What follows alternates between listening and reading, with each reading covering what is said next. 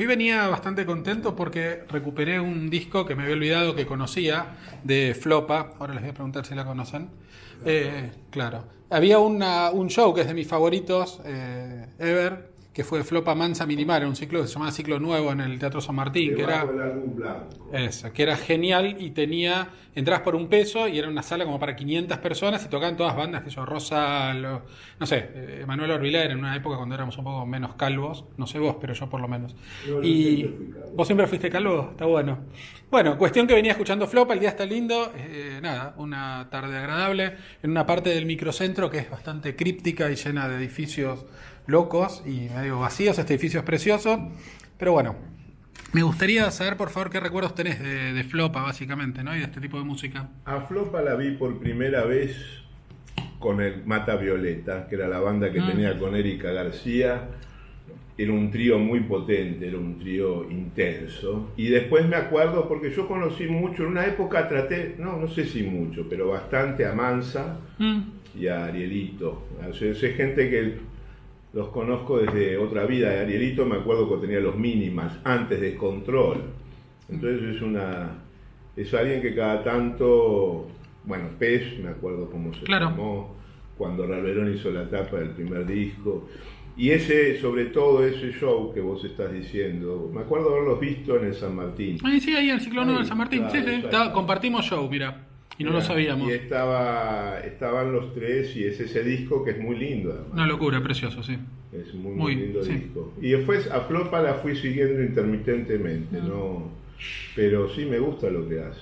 Y ese disco, por supuesto, es un gran hit. ¿Es una sensación solo por estar envejeciendo o mía, no tuya? ¿O había como una movida así como under, musical y en muchas otras cosas, pero vayamos a lo musical para no dispersarnos, como bastante más interesante hace unos años? Digo, había como un semillero que después no siguió sucediendo, me parece. Mirá, yo creo, suena un poco ridículo decirlo así, pero que el under fue un poco mi escuela. Quiero decirte, cuando empecé a ver arte, yo no distinguía bien mi interés entre lo que podía pasar en ese temprano Recoleta de Gieso o en el paracultural y un poco después, o porque en realidad como yo me acercaba más por la música y la literatura, entonces era una manera de ver esas muestras que eran muy precarias y muy, también, no sé, como más salvajes, ¿no? Me acuerdo de la kermés y demás. Y el mismo público que yo recuerdo, incluso con nombre y apellido, que iba a Cemento o al Paracultural, eran los que después veían las muestras. Claro. En el Recoleta. Cuando hice la muestra de Recoleta hace 3 años, aparecieron todos personajes que conocía en esa época, entrañables, que dejé de ver, y es cierto que ese under es de la primavera alfonsinista, es de esos años. Sí, total. Y después, si vos lo pensás desde otro lugar, si vos pensás en esos años, 84, 85, en las instituciones de Buenos Aires, y la accesibilidad que podría llegar a haber al Sibori o al Museo de Arte Moderno, que en ese momento ya estaba con un pie en San Juan, pero todavía estaba en el San Martín. Claro, era muy difícil exponer. Esas exposiciones eran como algo similar a lo que pasó en los 2000 también, con ese surgimiento, esos brotes de galerías independientes. Sí, o buscar espacios en Dijule o el Ave Porco, de repente y metían cosas en la Edge y de repente había muestras en lugares que... Es eso. La gran diferencia que hubo es que una galería como Apetit tenía un staff y tenía una agenda, por más destaratada que fuera. Tenía una serie de artistas que mostraban, en los otros no, eran por eso te digo, brotes germinales que aparecían si Omar Viola le gustaba la obra de alguien y lo dejaba exponer. Y de alguna manera el espíritu del Rojas era ese también, era Gummiermayer haciendo un sondeo de lo que pasaba en esos lugares, y había obras que eran sorprendentes porque eran una sensibilidad diferente, eran cosas que nunca hubieran podido pasar el filtro de una institución. Una galería seria para vender, claro. O estando incluso después Cacho Santana, que tenían otros estándares diferentes. Entonces nunca hubieran pasado un Benito Laren, era impensable, Claro. o un Esquiliro, ¿no? Eran obras que con una sensibilidad que hoy estamos habituados y en aquellos momentos no. Era una rareza, claro. Era el brillo de lo precario, sí. La Me gusta. belleza de lo precario. Sí. Preséntate, por favor.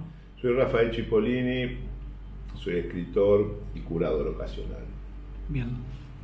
Bueno, tu experiencia con esa época, brevemente, pues me decía, tenés que interrumpirla porque es verdad. Es más chica, No, ya sé que es más chica, pero de alguna manera habrás... Sí, Sí, sí. puedo hablarte de mi relación con la música, que es absolutamente diferente a la de Rafael. Yo no escucho música. Bien. Me gusta como concepto. Mi relación con la música es que no la escucho. Me pasa que me molesta muchas veces la música. Puedo estar trabajando en silencio mucho tiempo, me gusta escuchar, no sé, ahora está respirando la computadora, por ejemplo, pues una computadora Como una especie de vieja. música medio rara, pero... Me gusta, bueno, acá en Microcentro tenemos los extractores de aire a full y bueno, y una serie de maquinarias que hacen un zumbido. A las 6 de la tarde en punto se corta eso y me gusta como escuchar esa diferencia, como ese silencio que aparece Hay ahí. como una música un poco urbana de máquinas. Sí, como una música concreta, ponele. Claro, está bueno. No, me encantaría, soy muy fiaca, no me pongo a buscar música y después soy como cualquier, o sea, me puede emocionar mucho una música de una telenovela y la escucho todo el día, y después crecí escuchando folclore, lo que se escuchaba en mi casa era folclore. Mira, ¿te Algo gustaba o tango. era como una pesadilla? No, me encantaba, de hecho me emocionan, hay zambas que me emocionan Mira. mucho, tangos también. Y después ¿Tenés alguna como samba favorita, no? aleatoria. Sí, me gusta. ¿O algún intérprete sí, favorito, sí, digo? Sí, bueno, Hernán Figueroa Reyes. Reyes me encanta, Sama Kipilor, sí, la Alegra Sosa, lo que ha interpretado me emociona. Sí, eso y hasta te diría música parroquial, mucho escuché porque tuve como una infancia, adolescencia muy religiosa, así, Mira. activista.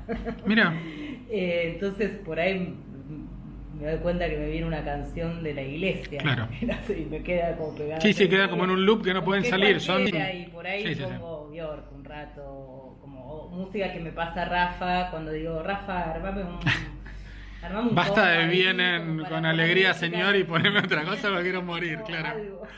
Claro. Pero no, soy como un desastre con la música. Mira. Y después, no sé, escucho La nave y el mar de Korsakov y me emociona, pero como es raro, es como no tengo una línea, digamos. Sí, la línea que tengo es que prefiero no escuchar. Claro, la línea Como es hay no una cosa línea, que- no que es música. como medio que no, Me gusta. Sí, no sé. Preséntate, por favor. Verónica Gómez, soy artista visual y docente. Y Bien. curadurías muy de vez en cuando hago, pero me gusta. Y docente sonó a inocente, no sé por qué me escuché Verónica Gómez inocente, como, claro, pero no fui.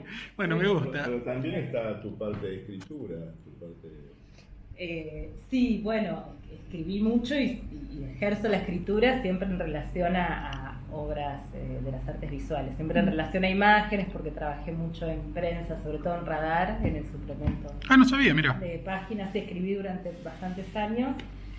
Ahora muy esporádicamente lo hago, pero eso me llevó también a escribir catálogos para artistas, varios. ¿Hacías catálogos. reseñas de muestras y Reseñas entrevistas de también? muestras, hice algunas entrevistas, yo no tengo formación como periodista, o sea que es un poco una escuela Radar. En ese momento estaba Juan Ignacio Boido como editor y la verdad que como fui aprendiendo ahí a los ponchazos, pero me gusta la escritura en relación a la imagen, puedo hacerlo en ese sentido.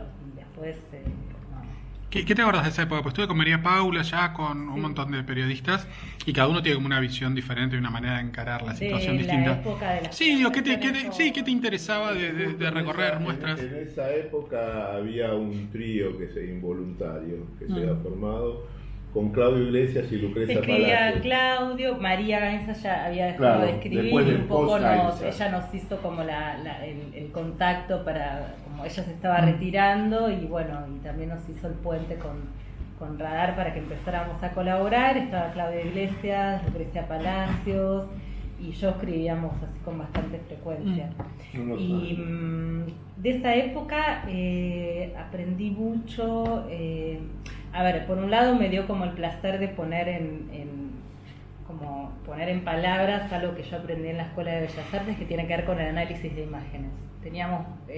Era floja en un montón de aspectos la Pueyrredón, pero en analizar imágenes era un fuerte que tenía la escuela, la vinculación con la imagen, por ahí desde la teoría de la Gestalt y demás, Sí. pero había algo muy, muy precioso ahí.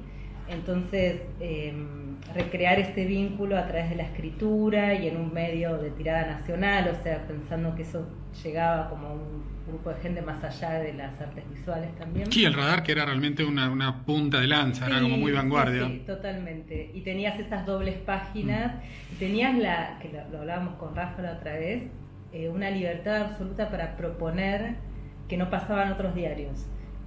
Pero en Página y en Radar en esa época vos proponías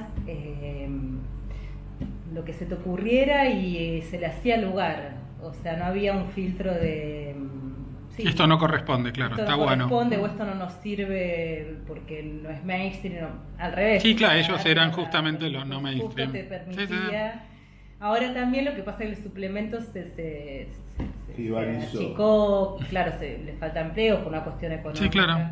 Pero era muy lindo eso me llevó a conocer artistas de todas las edades, a revisar agendas muy amplias. Yo me fijaba qué había en los lugarcitos más chiquitos, en los museos, como en galerías más conocidas, menos, como que eso me permitió ejercer una curiosidad que no tengo en la música, pero sí en la ¿Y qué te parece que cambió de la escena en ese momento a la escena de ahora? ¿En cuanto a la prensa? No, la prensa, a la situación del arte, digo, de esto.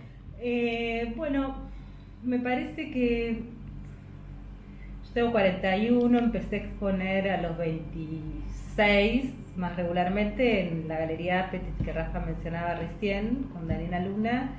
Y en este momento... Bueno, compartimos con él el recital de Flopa Mansa Minimal y con vos compartimos el barrio, porque yo vivía a media cuadra de Apetit. Bueno, mira, sin saberlo éramos vecinos de cosas y... porque viste tenían... Sí, la sede chiquita y la grande. Yo vivía al costado de la de Chacabuco, claro, a la vuelta. O sea que viviste toda esa época de... Sí, claro, que era un delirio, con era un Daniela. delirio, Sí. Era un delirio, sí. Ahora uno tiende a... Lo naturaliza, pero era como... Pero realmente era Sí, no, total. eso. O sea, yo estuve ahí y era eso, no hay mito ahí, era realmente una cosa muy peculiar y sacada también, ¿no? Y entonces, ¿a qué venía con esto? Que me parece que en los últimos años cundieron más se esparcieron más los programas de artistas. Entonces creo que es una generación o una circulación de artistas que tiene una tendencia al aplicativo mayor, quiero decir, aplicar como una conciencia también de los circuitos, de qué hay que hacer para sumar porotos y demás. Como una carrera un poco más seria. Entonces los programas también se estructuran a partir de ese deseo o provocan ese deseo en los artistas, no sé muy bien, pero me parece que de alguna manera lo que cambió es que todavía en esos 2000 teníamos, en ese primer lustro de los 2000 teníamos algo más romántico, si se quiere, en cuanto a la carrera, digamos, ni siquiera hablábamos de carrera tan así, ¿no? Hasta como un resabio hasta de los 80, sí, no sé cómo, y que ahora los artistas son un poquito más estratégicos en función de eso, ¿no? Como de posicionarse y otras cosas que antes no eran tan tenidas en cuenta. Sí, como algo de relaciones públicas también, que siempre existieron, pero ahora se vehiculizan como programas, ¿no? Ya como que las instituciones, galerías y demás te dan un formato donde creo que eso también. ¿Para qué te parece que sirven los curadores de arte? Para hacer muestras. La curaduría se aplica a muchas cosas, pero sobre todo las muestras siguen siendo importantes. O sea, pensar una muestra. Yo creo que antes una muestra, te doy un ejemplo, o sea, un curador, porque la figura del curador está muy sobreextendida como la figura del artista, o sea, hay muchas formas de hacer curaduría, muchas. Y se fogonean algunas, me parece a mí, en relación a otras posibilidades que da la curaduría. Yo pienso, por ejemplo, la muestra, por ejemplo, que está en Nora Fish ahora, de Silvia Gurfein, que es una instalación, podés llamarla instalación pictórica si querés, pero tiene una curaduría que es exquisita. Y ahí no hace falta un curador, es un artista que hizo un montaje donde no sobra ni falta nada. Viste que es, la verdad, un montaje maestro. En un espacio chico, en un espacio que no es nada enfático.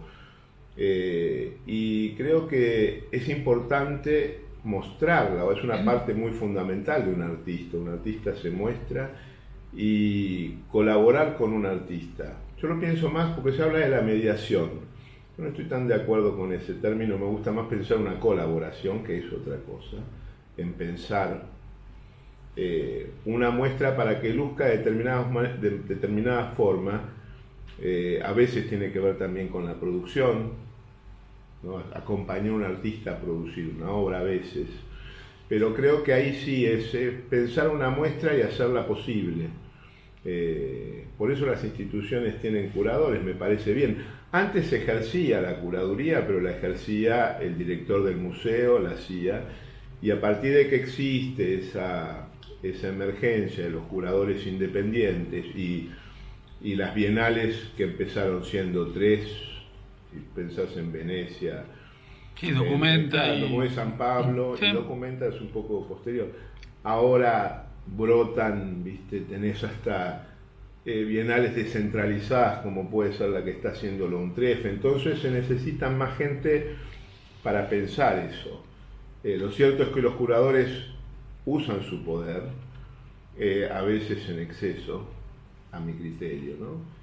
Y que siempre se está empujando para cierto tipo de curador, cuando las muestras pueden ser de muchas formas, ¿no? O sea, a mí me interesa, me gusta una buena curaduría, haga quien la haga, un artista, un periodista, no me importa eso. No, el curador profesional a veces hace muestras como si fueran chorizos, saca muestras. Por regla general, ¿qué te parece que le aporta un curador profesional a una muestra de un artista? O sea, ¿qué cosa le suma a la mirada del artista cuando cura su muestra? Mira, me acuerdo cuando Gumier hace el libro de los curadores, que lo hace de una manera muy estratégica también en el año 90. A mí lo que pasa es que es un libro que tardó en salir. La entrevista la había hecho Gabriela Francone, que era asistente de Gumier en ese momento. Y me acuerdo que dije que primero me daba risa porque yo había hecho en ese momento 2 o 3 muestras. Claro, digo, protocurador. Claro, fue lo mío el ingreso. Yo llevo 20 años haciendo muestras. En un momento ese proceso se aceleró, pero fueron 20 años de algo casual. Fue una invitación, no tenía ninguna idea, ninguna voluntad de ser curador, pero me lo ofrecieron como un desafío y acepté, y acá estoy. Y me parece que el curador muchas veces ayuda. En ese momento había dicho que podía ser, el curador podía, lo que yo pensaba era que yo quería transformarme en la mejor droga para un artista, cosa que dije y después me han combatido mucho por eso, ¿no? Por las adicciones, bla, bla, bla, y no lo dije. Hay un cartel en el Cenareso que dice la cara de... Decirle no a Rafael. No, como si fuera... Ay, bueno, claro, complicado. por supuesto, pero digo, es como un estímulo. Yo quiero decir una cosa. Sí, claro. Una cosa, estimular Estímulo, al artista total. a llegar. Y las veces que trabajé con artistas, esa fue mi intención. O sea, tratar de meterme un poco a trabajar con él. Un trabajo más de producción. Eso cuando es en un artista, ya sea una antológica o una muestra individual. Cuando son las colectivas, tengo una norma, si querés llamarla así, que es cuidarme de los discursos fuertes. O sea, creo que hay discursos que son muy imperativos y que uno puede tomar cierta distancia, hasta brechtiana, te digo, de esos discursos, ¿no? Dar un paso, tanto sea la historia del arte, que es una disciplina súper interesante, pero a la que no pertenezco, o las ciencias sociales, o cierta agenda teórica internacional que hace muchas veces de emulsionante en esto.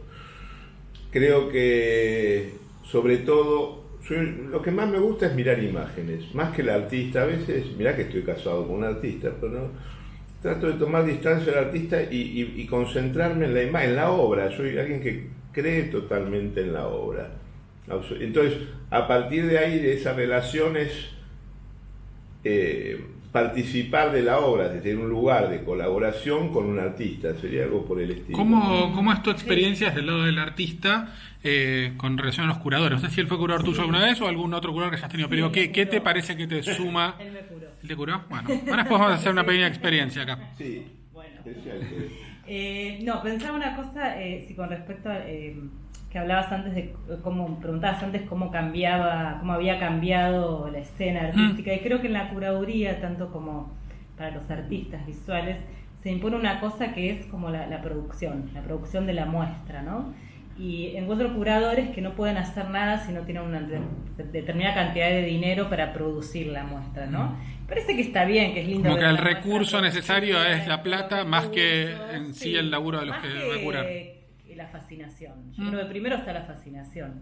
Y un artista también, te encontrás artistas que dicen que no pueden mover un dedo si no tienen, no sé, $10.000. Y qué sé yo, después yo veo, no sé, los papelitos de Jules Solari, uno se emociona. Hay algo en términos de escala, ¿no? Que me parece que eso cambió y pareciera como que si no existe, no existen esos recursos, no se puede hacer una muestra.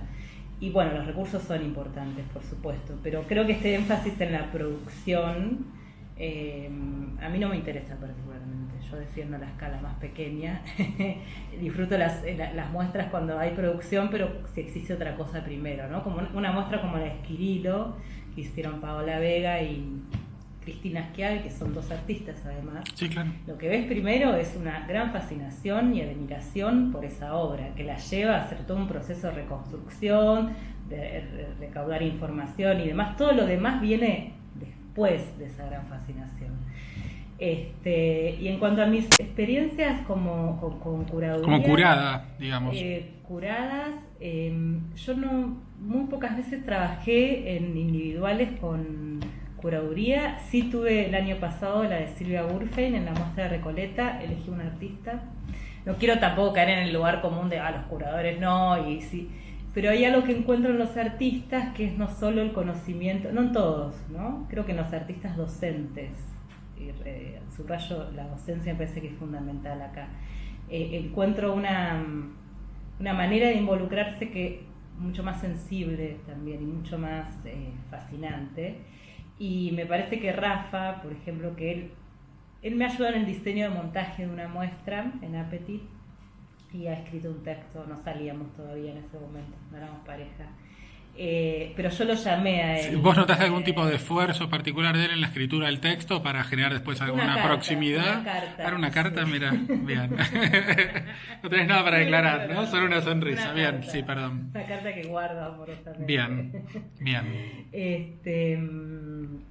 Y también lo llamé a él porque había un entendimiento y una fascinación por ciertos mundos, digamos, en ese momento eran los animales y hasta la criptozoología, no sé, sí. Encontraba como una fascinación por ciertas rarezas que un artista llama a un curador por dos motivos, que a veces se dan mezclados, pero creo que en general se dan por separado, porque siente que va a tener un entendimiento a nivel muy sensible, muy íntimo con esa persona y que eso va a provocar un crecimiento, o porque necesita ese nombre, ¿sí? Poner ese nombre En su currículum. en el currículum. Y las galerías hacen eso también. Fíjate que últimamente todas las galerías tienen curadores en muestras que es tan claro que es innecesario un curador. Pero no importa, hay como una conformación ahí más curricular de la figura del curador. ¿Te pasó a vos que alguna vez te hayan convocado, sin decir quién, no importa, para alguna cosa así? Digo, como para prestar tu nombre. Todo el tiempo. Bien, ¿y cómo te sentís con eso? Yo no soy de hacer tantas muestras. Por eso te digo que a veces se convierte en un footing, ¿viste? Un ejercicio. Claro, no parar, claro. Yo no tengo la necesidad de hacer muestras todo el tiempo. De hecho, lo que te estaba contando Verónica fue más, hasta te diría casual, porque no fue una curaduría, sino que me acuerdo que, no sé si fui con Nina, que era chiquitita. Era un bebé, sí. Claro, y en realidad fue ayudarla al diseño de montaje en Apetite. que por eso digo, hablando de esa producción en Apetit, ¿qué había de producción?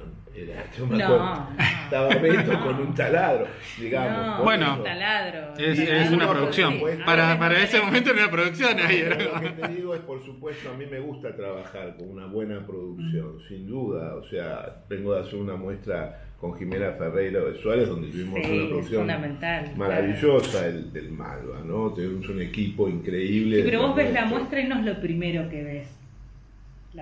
O sea, obviamente está la producción, pero hay algo que ves la obra primero. Yo sé que es inseparable, pero viste, hay muestras que se nota donde hay mucha producción, pero faltó entendimiento. No sé, perdón. No, pero entiendo es eso, sí. A mí lo que pasa es que hay una tendencia actual, creo yo, a poner, yo veo galerías que ponen la foto del artista y no de la obra. Vos vas a la página web y tenés la foto. Sí. Hay una situación de postergar un poquito la obra, como si fuera un remanente del artista. Donde a mí al revés, como mi relación más intensa, vos fijate en la muestra de Suárez, conocí mucho a Pablo, y es más, y vi pintar alguna de esas obras que estaban ahí.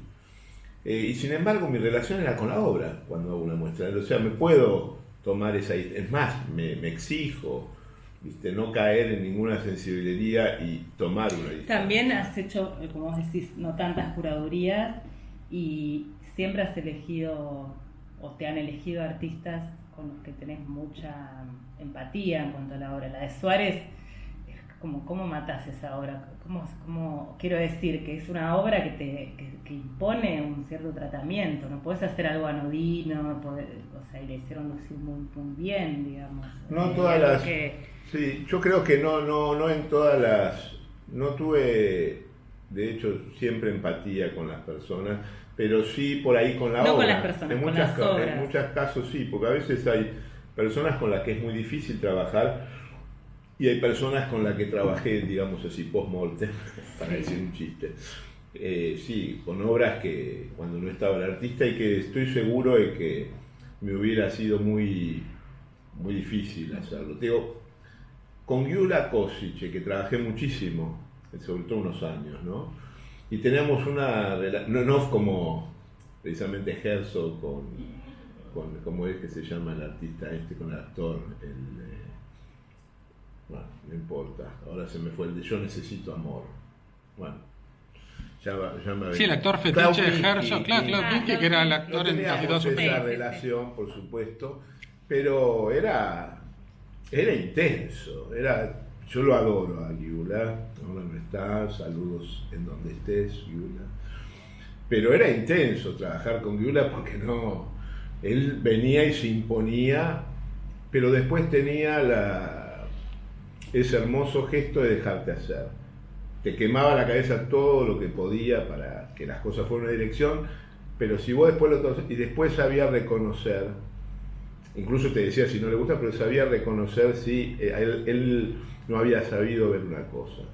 O sea que a veces es una empatía, la empatía no es siempre el amor o las florcitas, la empatía a veces es una empatía intensa que son como dos polos diferentes. Sí, una lucha intelectual por lograr lo mejor y que no necesariamente es estar de acuerdo. Y además que a mí... Sí, pero eso, como siempre has admirado, respetado, te ha gustado la obra del artista con el que trabajabas. Es que para mí tengo que poder aprender de sus Bueno, artistas. pero un curador profesional, entre comillas. Sí. Debiera poder, claro, como músico de sesión, puedes tocar cualquier cosa si te pagan y lo haces. No puedo hacerlo así. Por suerte, está bien que existan, pero... No puedo hacerlo así. Necesito tener una relación particular con la obra, que si no se da no la puedo hacer. O sea, es como algo... Es como que te llamen, siendo un músico, a hacer un repertorio que vos sabés que no está bien la comparación con el sesionista, porque es un repertorio que te es tan ajeno, que decís, incluso a veces con artistas que me gustan. Yo hay artistas que me gustan mucho y no trabajaría, pero no porque tengo algo, no es personal, es algo con la obra que no sabría bien qué hacer con esa obra. Y hay obras que enseguida la obra me dice todo, ¿no? O sea, la obra es la que a mí me dicta eso. Por eso digo que hay un intermedio, en mi caso particular, entre el artista y esa obra. Mi relación es más fuerte con la obra siempre, y a partir de ahí me comunico con el artista. siempre fue así. No lo sé hacer de otro modo y no quiero saber hacerlo de otro modo. Me interesan siempre, si escuchaba algunas de los crudos, los superpoderes. Sí. Me gustaría, por favor, que me cuentes el superpoder de él, alguno. Un superpoder de Rafa. Sí, claro. Bueno, la memoria es uno. Una memoria afectiva impresionante. Afectiva, pero de acumulación de datos. O sea, Afectiva barra efectiva. Efectiva, es impresionante. O Mirá. sea, y se ha vuelto como el disco externo de muchas personas, yo incluida. Yo ya no tengo buena memoria. Te entregaste absolutamente al olvido. Está bien. Después, no sé, en algún momento vamos a tener que grabar todo lo que... Hay que hacer un backup por las dudas. Fabio Casero me dijo una vez, él es como mi disco externo, porque Mirá. son amigos hace muchos Claro. años, y los he visto en situación de Rafa diciéndole, pero ¿te acordás? Y no se acuerda. No se acuerda. Claro. Y él tiene un archivo gigantesco y es un archivo de muchas cosas, ¿no? De literatura, pero también de artes visuales y de música, y me parece que es un gran... es un cuidador de memorias ajenas también, pero porque las considera parte de su memoria, incluso de épocas que no vivió, pero te las cuenta como si las hubiera vivido, porque tiene una relación con las épocas que es muy, muy voraz y creo que es hipersensible, hay que cuidarlo. ¿Y algún superpoder de ella que quieras revelarnos? Se lo preguntás a alguien que es fan confeso de DC. Hay cierto rango de superhéroes que me encantan, ¿no? Son estos autores. Es una combinación muy particular la de Verónica de sensibilidad y tosudez. Es tosuda a niveles asombrosos. De superpoder. A nivel de superpoder. Sí, es como soporta una ventisca ahí paradita, ¿ves? Como vos decís, sí, ¿cómo hace? Y también eso combinado, esa cosa tosuda, ¿viste? Como muy combinada, muy entrelazada, filigranática, como un filigrana, ¿viste? Un filigrama, una cosa que... Y que se funde, claro. Que se funde con una sensibilidad muy particular para ver cosas que me la señala a veces de algo, ¿no? Fíjate en detectar, como diría Nabokov, los divinos detalles de una cosa. Hay que tener mucha buena predisposición para eso. Entonces, para poder llegar a ese punto de mirada tan fina, digamos, ¿no? Pero eso con un poder de Powerpuff intenso. Sí. Me gustaría que hagan un pequeño ejercicio, ya que están los dos acá, y estas galletas son ricas, ¿no? Pues yo no como cosas de arroz, generalmente, ¿sí? Mira. Son ricas, sí. Bueno. Sí. Me gustaría que algunos dos agarren la cámara, recorran, así de paso mostramos tus obras, y nada, que él diga algo, que vos digas algo, lo que les vaya pasando. ¿Quién quiere filmar? Primero porque yo ahora vengo. ¿Vos te vas? ¿Te vas al baño? Bueno, dale. ¿Llega al baño la cámara? No, entonces seguimos hablando. Lo estoy pensando, no, sigo hablando con él. Dale, me gusta. Sí. Contame cuando las bienales y esto en algunas como mega eventos mundiales pasa que el curador empieza a ser como la estrella y los nombres de los artistas, aunque sean super mega artistas, quedan ahí, ¿no? ¿Qué te pasa con eso? Digo, por ahí no te pasó a vos, pero ¿qué te pasa al verlo? Tuve la suerte de ir a muchas bienales y a muchas... y me aburrí siempre. O sea, eso es algo que compartimos con Vero de esa escala media, yo te diría. Media o chica de una muestra. Sigo siendo, de alguna manera, un curador muy antiguo en el sentido de que creo todavía más que en una cosa íntima, en un espacio íntimo. Esa intimidad me sigue resultando fundamental. Teniendo en cuenta de que esa rara formación que tengo, yo desembarco de una manera muy rara en la curaduría, como te decía antes, porque en realidad lo que hago es escribir, y escribir desde la experiencia. De hecho, yo antes de las primeras cosas que hago como efectivas, para decirlo así, con las artes visuales, son pedidos de amigos artistas que me piden que les escriba el texto. Nunca ejercí la crítica seriamente, nunca me interesó. Y a partir de ahí sí, bueno, ¿por qué? Porque uno de los estimulantes, como te decía antes, muy fuerte que tuve para escribir, incluso ficción, otras cosas, eran las artes visuales. Así como hay artistas que son escritores que pueden ser hiperendogámicos y que nada más sus referencias sean la misma literatura. Para mí las artes visuales eran tan importantes para escribir que me terminaron cooptando, digamos, ese es el tema, y abrieron una ventana que yo no conocía. Entonces esa relación de intimidad que yo que necesitaba como estímulo para escribir, la sigo teniendo. Entonces muchas, con toda la importancia que le encuentro a toda esa expansión artística, realmente, esa de las bienales, sí. La verdad que no me importan para nada, eso es verdad. ¿Te parece un juntar obras y que el sentido no va por delante? No aprendo, Ah. pero no estoy diciendo que sea así para todos, ¿entendés? Yo entiendo que otra gente sea fundamental. Yo no aprendo, y cuando no aprendo me aburro, o sea, veo masas de gente yendo de un lado para el otro. La relación que puedo llegar a tener con la obra, por más que sea una obra grande, que es extendida, está mediada por un ruido que sigo siendo muy antiguo, necesito esa intimidad, ese silencio. Lo mejor para una muestra, detesto ir es más, si podría eximirme de ir a mis propias inauguraciones cuando se inaugura una muestra. Podés hacerlo. No, pero me parece... Mentira. Mentira. No, disimulo muy bien. Mirá qué bien que disimulo. Que hasta vos te lo crees, claro. No me gusta nada. Mirá. La verdad nada, pero hago el esfuerzo incluso de ir a muestras de alguna gente que quiero mucho. No, es verdad que No la paso bien. le da mucha fiaca, pero cuando está ahí empieza a activarse esa memoria. Se pone en modo on su Entonces, disco y arranca. Él está en ese presente, pero impregnado como de un montón de historias, tiene una capacidad narrativa impresionante. Entonces, él enseguida arma una zona que es muy bella. Entonces puede estar en lugares hipersociales y siempre está enseñando. Se me ocurrió un pequeño ejercicio. Mira, a ver, vamos a hacer algo. Sos un gran simulador, me gusta. Vamos a hacer algo, mira, a ver si les parece.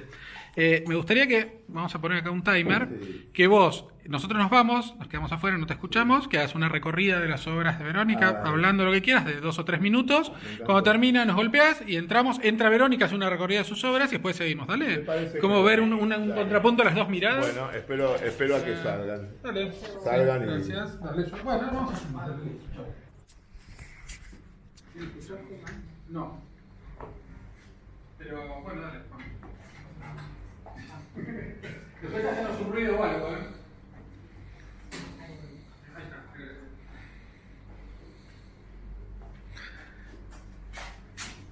Bueno, me gustaría comenzar en principio por esta pintura. Me parece una pintura, es una rara pintura en Verónica porque es una pintura que tiene fondo. El fondo y figura no van en general unidas, al menos hasta el momento, que es de la serie de Ala Harvey, de una residencia que hizo en Finlandia, donde aparecen estos personajes que están siempre, los últimos 3 o 4 años, y que fueron reapareciendo de diferentes maneras. En estos retratos que siempre fueron retratos más bien anímicos también. Acá veo algo más cercano a Emilia Gutiérrez, que es una artista que amamos ambos. Acá una niña Dumbo. Y esta situación de freaks afectivos, donde lo afectivo, Verónica siempre estuvo muy interesada por la teoría de los humores, del sanguíneo, el linfático, el melancólico, y tal como se aplicaba en tiempos desde lejanos hasta el Renacimiento. Esta pintura es una pintura que está en proceso, también es una serie climática, son estos grandes cúmulos. Y lo que me gusta más que nada es poder perderme en estas atmósferas, son todas atmósferas. Recuerdo con mucho afecto también una muestra que hizo en la Casa del Bicentenario, que era una lectura atmosférica de un libro de Anne Radcliffe, de la escritora gótica, y al mismo tiempo iba pintando. Y creo, no sé si esa es una de las puntas de lanzas de esta obra, que creo que va a formar parte de la muestra que va a ser Verónica en Clem en unos meses. Así que si es así, estoy dando un adelanto, un tráiler de la pintura. Y después están estos retratos. Yo conocí a Verónica haciendo instalaciones en la época de los laboratorios Baigorria, y me encanta el flujo de ficción que hay en sus obras. Quiero decir, es un flujo siempre donde los estados mentales son importantes, pero todo termina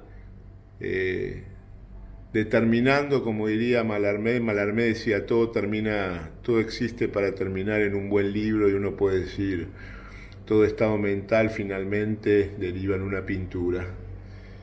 Y son estos personajes, y acá este es otro estudio, una cosa muy particular, que es un interior, si mal no recuerdo, esto también de allá del norte de Finlandia, de una zona donde habitualmente son 40 grados bajo cero, 30, 40 grados bajo cero en invierno, ¿no?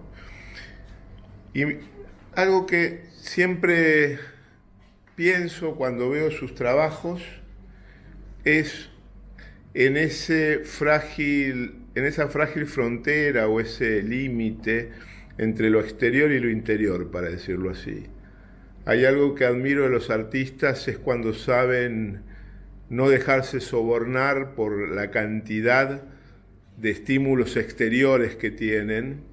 Hay algunos que hacen cosas maravillosas con eso, pero digo, cuando pueden controlar su tiempo interno, cuando pueden abstraerse de todo el ruido de lo que es el sistema, del arte y todo eso, y pueden ser un poco, como diría Lezama Lima, tener otras eras imaginarias, poder sumergirse más en otros lugares más recónditos, más poco codificados, no porque sean nuevos o viejos, lugares sin tiempo, de otro tiempo. Cuando un artista puede construir su propio tiempo. Bueno, y el resto es acá el taller. No sé si lo estoy haciendo un poco largo esto, la verdad que me gusta esta situación de Verónica de pintar todo, que se pone a pintar y termina pintando hasta la silla, ¿no? Tiene la silla donde dibuja, está pintada, aparecen la pintura en los lugares más para mí inesperados, porque acá aparecen también un electrocardiograma, no sé por qué hace estas cosas, pero prueba cosas por todos lados, y esa sensación espacial me gusta. Después nosotros tenemos bibliotecas separadas, y esta es una biblioteca que es la biblioteca de trabajo de taller de Verónica, donde lo que más me gusta de esta biblioteca es la diversidad. Me embolan salvajemente las bibliotecas que son de un solo tema y que buscan el pelo al huevo todo el tiempo, y me gustan las bibliotecas que su especialización es la del estallido de muchas cosas al mismo tiempo. Un amigo que es Luis Chitarroni suele decir que la literatura es un sistema de relaciones, y yo quiero llevarlo un poco más y decir que ese sistema de relaciones, que es personal, siempre que haya un amor grande por lo que uno está haciendo, ¿no? Es llevar las relaciones entre obras más allá de cualquier tipo de corsé disciplinario, ¿no? Que la disciplina haga, ¿no? El modernismo en realidad fue un embole gigantesco. 2 veces embole, acá llegó Verónica. Diego, ¿qué pasó? ¿Se fue? ¿Se quedó? Me dijo que te saque la cámara. Y que, bueno. Y que yo empiece un recorrido por el taller. Bueno, así es. ¿Sí? Hasta luego. Bueno, chao. Esto sí, Pasala ¿no? bien, sí. Sí. Bueno.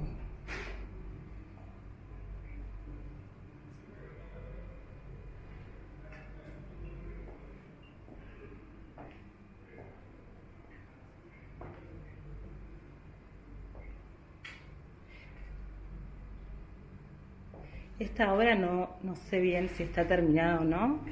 La estoy trabajando hace un tiempo ya y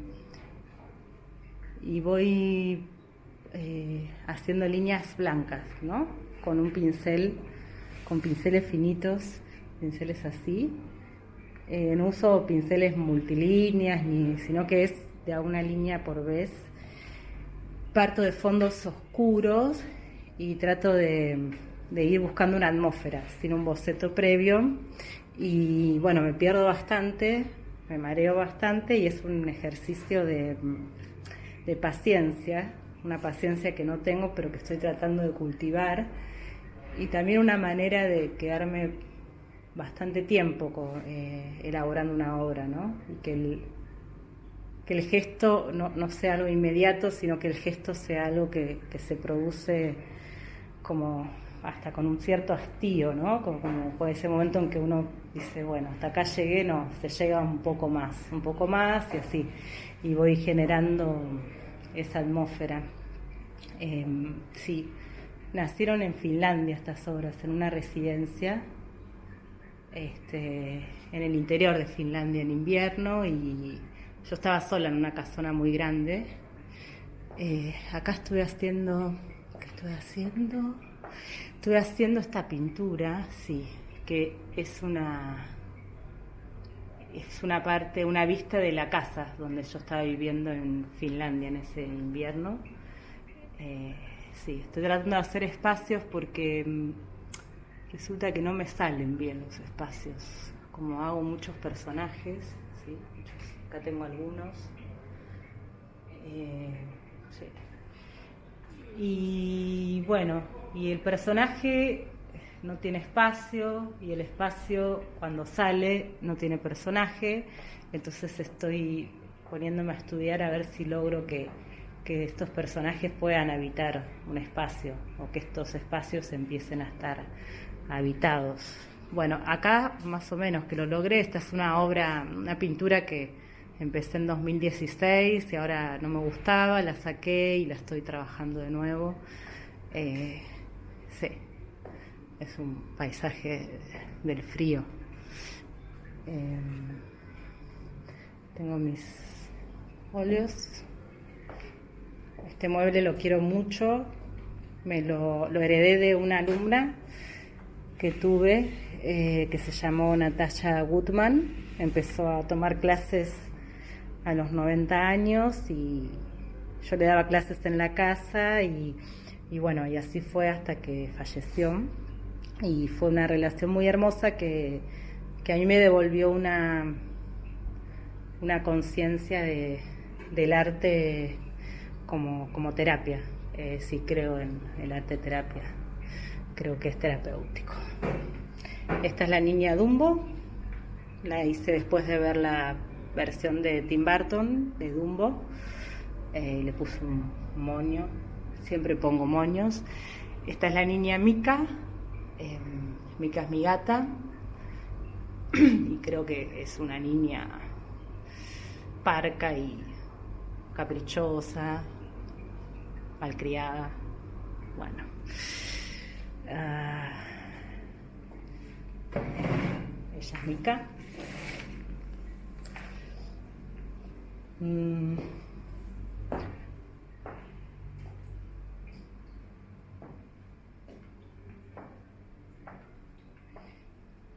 Este es mi termolar de 20 litros. No tengo agua en este taller, así que me hice un dispositivo, ¿sí? Como para poder tener agua acá. Y estos son, bueno, cosas que aprendí estando de campamento. Desde los 2 años hasta los 20 fui de campamento y bueno, y estos son mis libros de arte, los libros más que nada de imágenes. Y acá, bueno, tengo a Emilia Gutiérrez, Leonora Carrington, mis guías, Mariette Lidis. Hay una muestra bella en el Museo Sibori. Morandi. Este es un libro que compré a medias con Rafael y en un viaje que hicimos, y bueno, hace unos meses obtuve la custodia, la tenencia, así que va a quedar acá por bastante tiempo. Rousseau.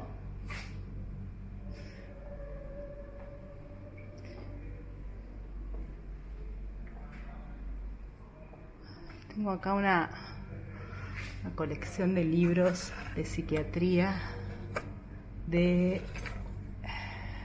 tiempos pretéritos, un poco, sí, investigaciones que estuve haciendo sobre cómo se estudiaba el alma en otras épocas, ¿no? La psiquiatría de principios del 20. Acá me toca la puerta. Perdón, que se Sí. colgaba era Rafael, pero me gusta, bueno, está bueno. Yo te tengo que preguntar porque vamos a aquella obra, vení, que me Sí, gusta sí, mucho. sí, sí. ¿Cómo fue tu experiencia en ese lugar loco? Que estuviste en una residencia en el medio de la nieve. 2 veces fuiste, ¿no? A residencias en países hice nórdicos. Dos residencias, Sí. y las dos fueron en Finlandia. Yo no quiero acumular muchos lugares porque soy como bastante porosa a los lugares, entonces si acumulo Opa. lugares muy distintos, tipo no es que me puedo ir a una residencia en México y después... Claro, hay a como una India, situación de son esquizofrenia como- que no vas a poder controlar. Son lugares que me afectan de una manera y necesito un tiempo para después ir como asimilándolos, ¿no? Entonces fui a Finlandia, la última residencia, mira, justo A ver, tengo acá algunas fotos del lugar. sí, de la casa. Voy a sentar acá, perdón, Justo gracias. estaba la otra vez. ¿Estabas sola o había más artistas en la residencia? No, estaba sola en esta residencia. Mira, como para que veas el lugar, ¿no? Claro.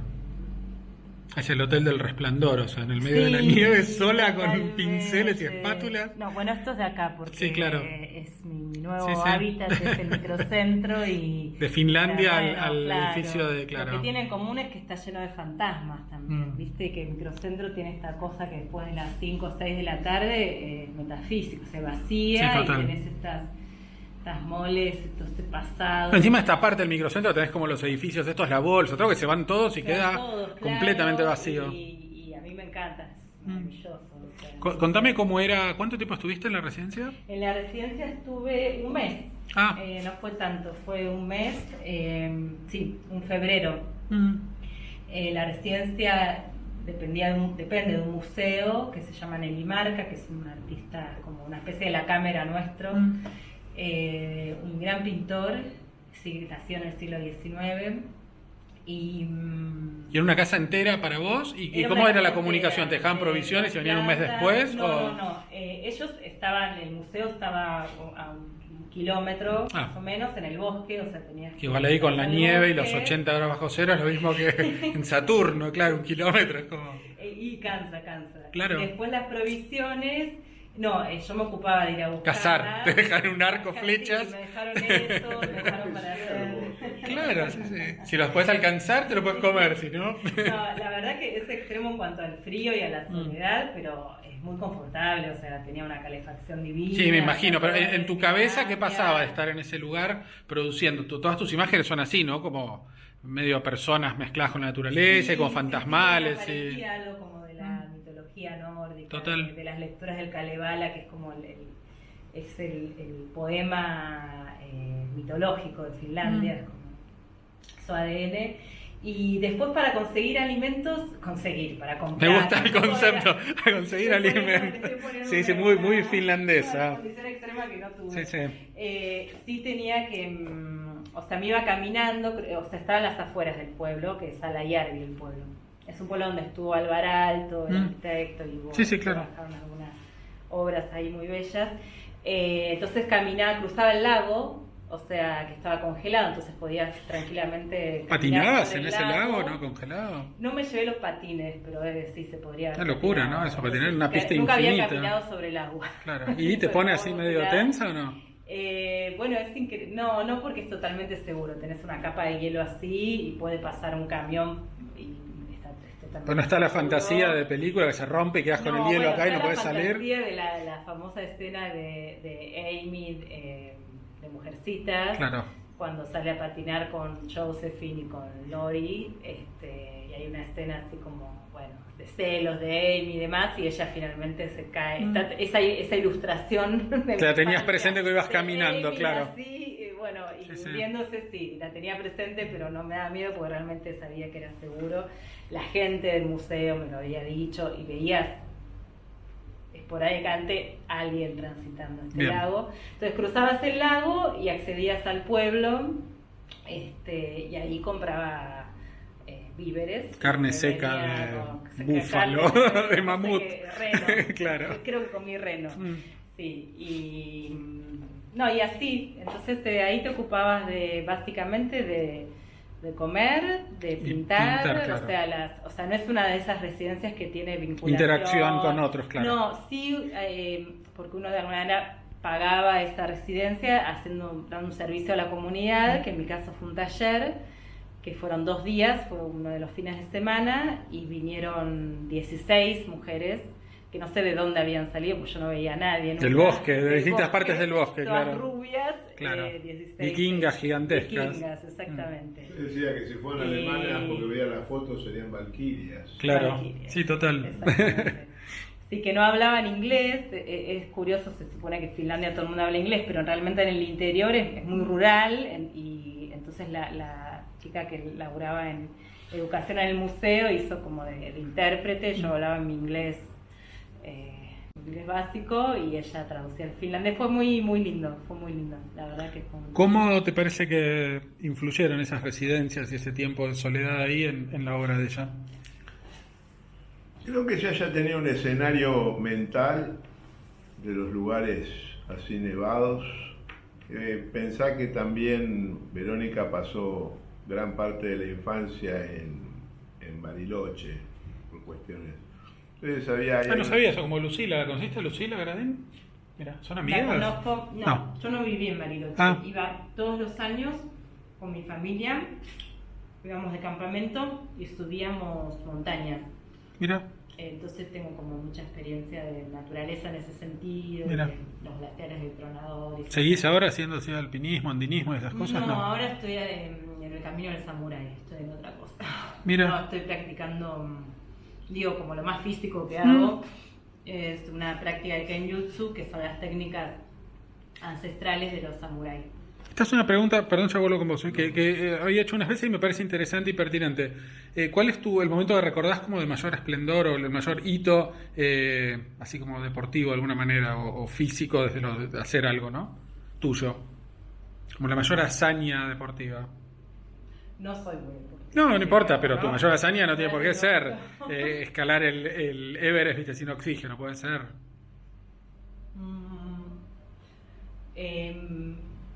Bueno, hace poco participé en un torneo de Kenjutsu, que es esta práctica samurái, y fue como lo más épico. Me gusta. Perdí rapidísimo. Está bien, no importa.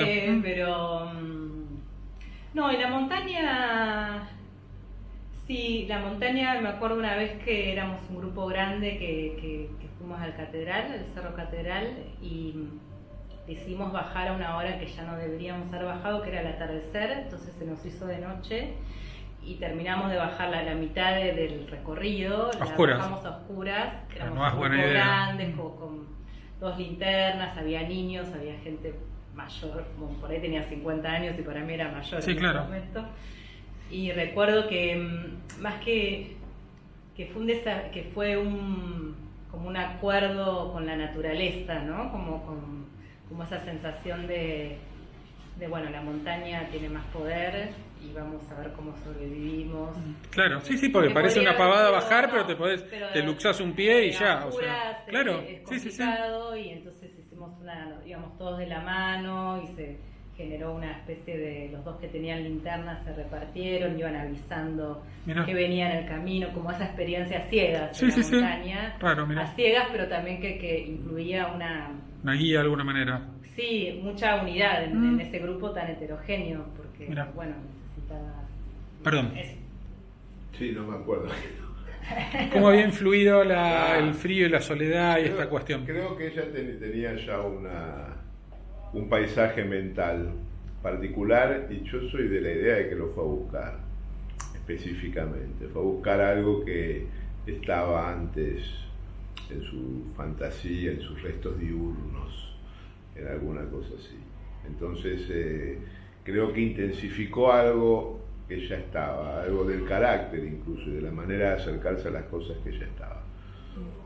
Tengo esa impresión. ¿Para qué? Júntense, sean buenos, así contestan medio como... ¿Conocen esa gemela que hay que tiene dos cabezas, no, americana? No, que la reseñé en la entrevista con Orly porque quería que ellas hagan eso y no lo hicieron. Sí. Que es muy notable porque, o sea, ya que una persona tenga dos cabezas claramente es raro. Sí. Lo loco es que tienen dos cerebros claramente separados, dos cabezas totalmente independientes, y hablan y completan perfectamente al unísono lo que está diciendo la otra. Es como un pensamiento unido en dos cerebros separados. Una cosa maravillosa. Me gustaría que traten de experimentarlo. Esa película favorita en las... Pero esto es real world, es como una locura, Claro. pues, de verdad, ¿no? Porque yo me acuerdo de esa película de Ray Milland que... ¿Vos vas a parar en algún del momento hombre completo? No, simplemente te decía que es una película que había ensayado de superacción, Sí.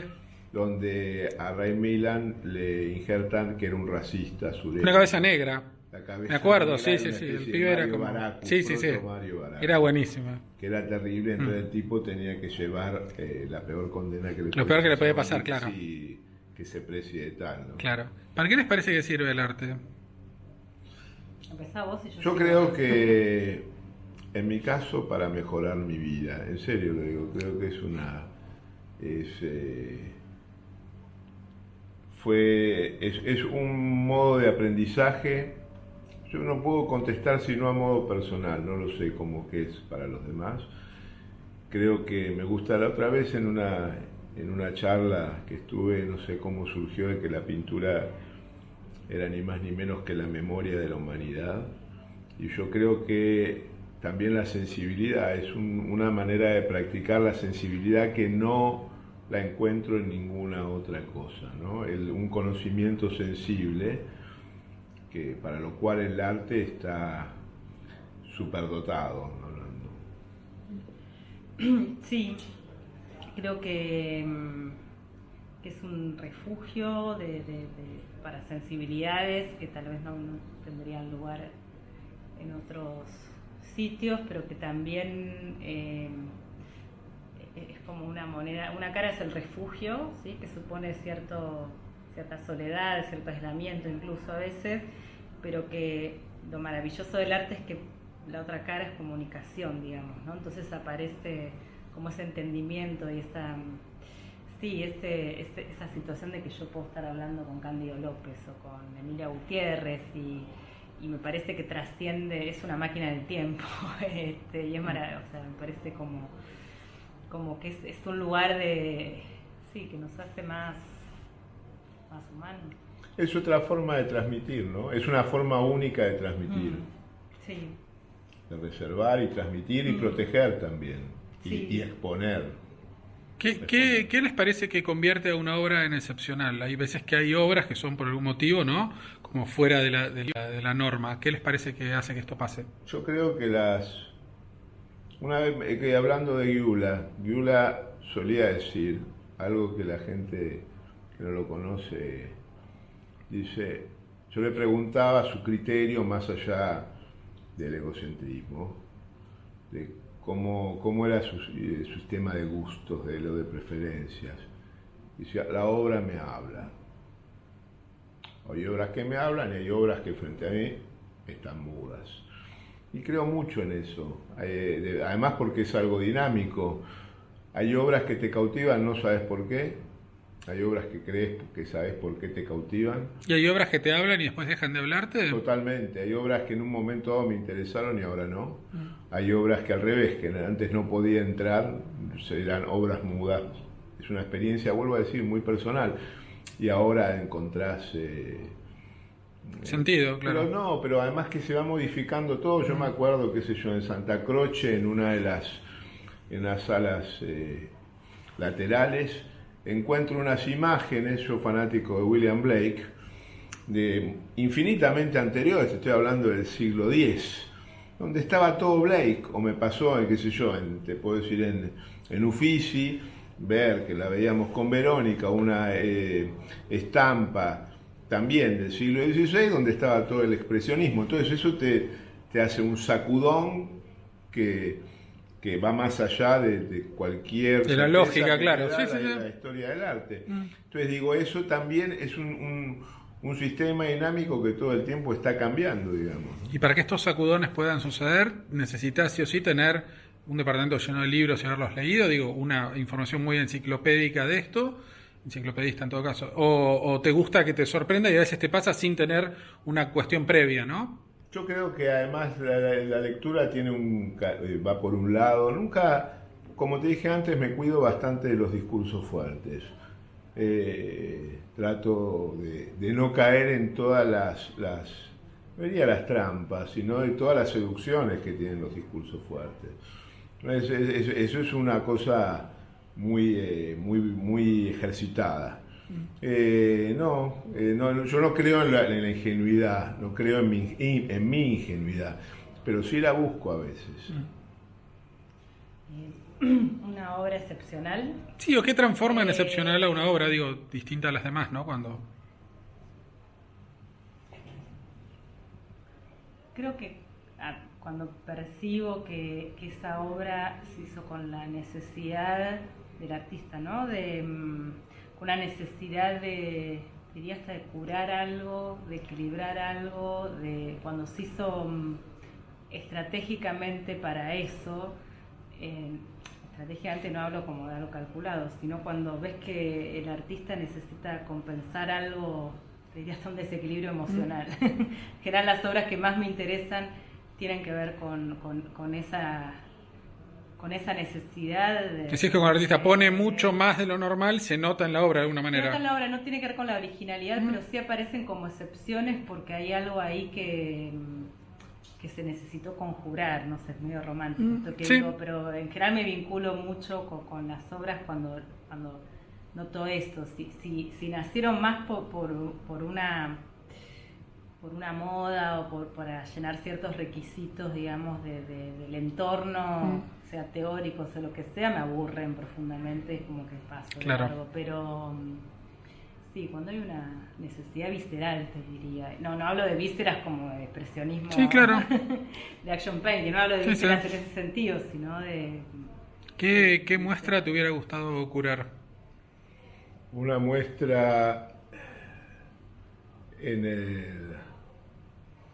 el complejo de ahí atrás antes, según de donde venga, del Coliseo del Complejo en Roma, una de Morandi que está por el catálogo, que es una muestra... Acabo de contar que yo tengo la tenencia de ese catálogo. Bueno. Lo contaste cuando estábamos, lo dejaste, Pero está acá Morandi, bien. Bien. Es una curaduría tan sofisticada y era lo más, con un montaje, yo te diría clásico, de línea media, de 1,5 metros, ¿no? Todas obras, pinturas de Morandi a 15 centímetros una de la otra, todas de tamaños bastante similares pero no iguales, todas con marcos diferentes. Ese ejercicio tan simple en una sala casi zen, dirían, es una sala que es también irregular, hacía que esa sucesión de formas fuera mágica, ¿viste? No, le puedes dar muchas explicaciones, pero no necesitas dárselas. ¿Y a vos qué obra te hubiera gustado hacer?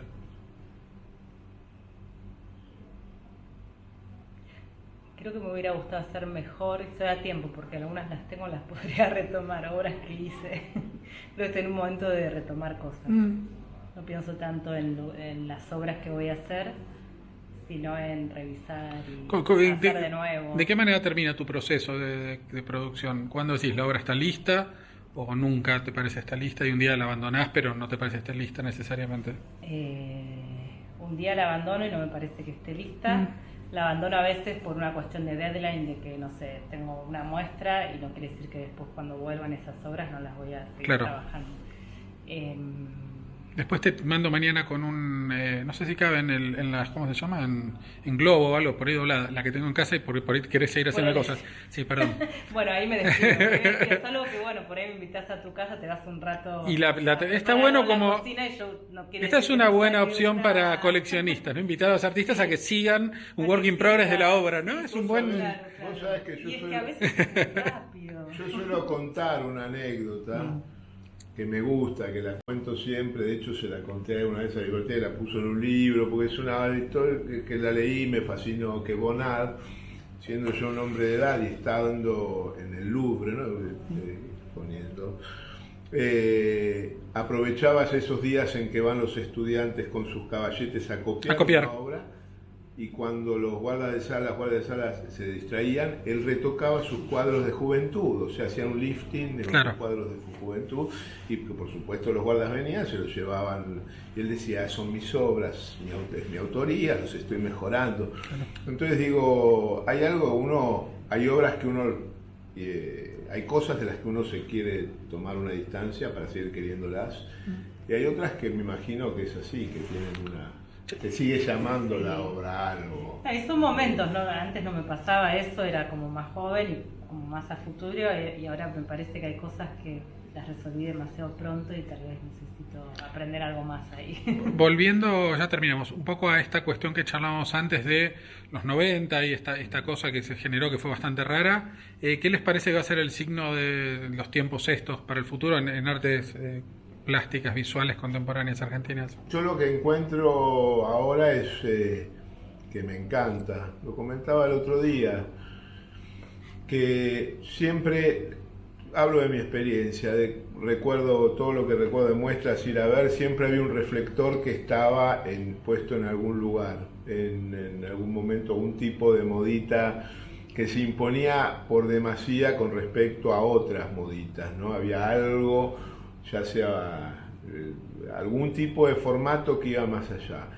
Hoy creo que todo eso es más irregular y eso me gusta, que pueden convivir, por más que en algún momento se les subraye más uno sobre otro, esos subrayados no inciden demasiado en una gran cantidad de formas que hay de hacer arte, y que por más que en algún momento se ponga, insisto, el reflector un poquitito más, también el reflector está un poco más diseminado, distribuido de una manera, a mi juicio, más interesante.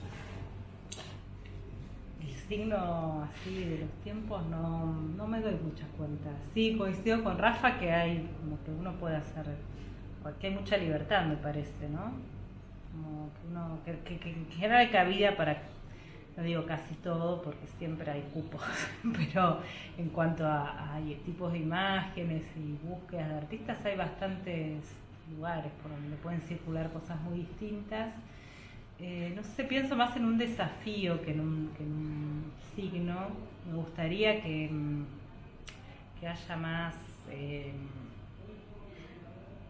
tiempo de elaboración de las imágenes, como no que uno tarde más en pintar un cuadro. Parar un poco el vértigo. Parar un poco el vértigo, ¿no? Porque como poder quedarnos quietos, poder... escuchar los extractores del edificio al lado. Sí, ponele, ¿no? Bueno, claro, Microcentro está anclado, es pasado, es presente y está bueno. Es como un no tiempo, no sé, como algo...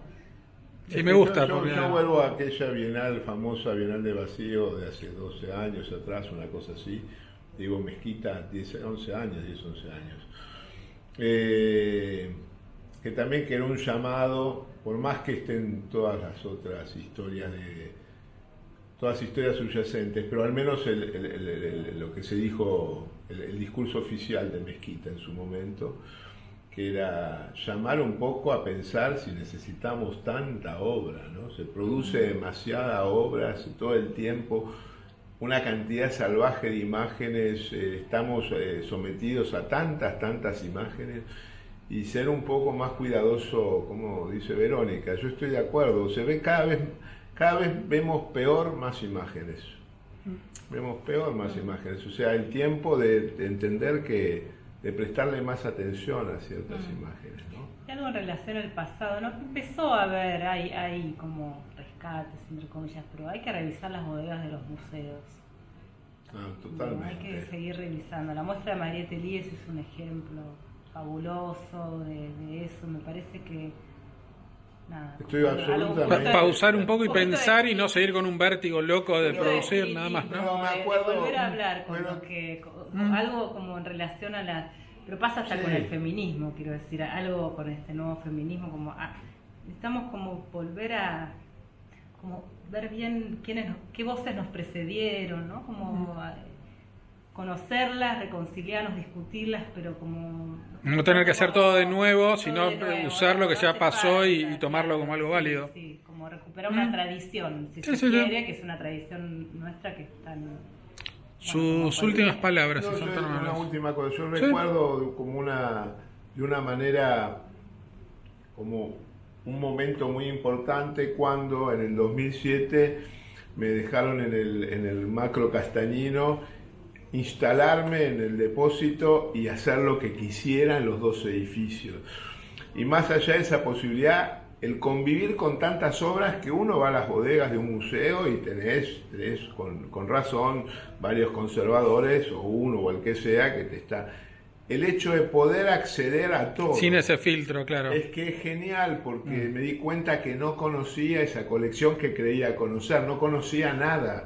Y me pasa cada vez que entro al museo, a los depósitos del Museo Nacional o el tiempo que estuve en el Museo Moderno, o cuando vas y que te das cuenta que no conoces esas colecciones y que sí hay ciertos filtros que no sé cuáles son, que van variando y que realmente hay, así como tenemos todo un presente y un futuro por descubrir, también hay muchos pasados por descubrir. Sí, por favor, no le pongamos la palabra activación.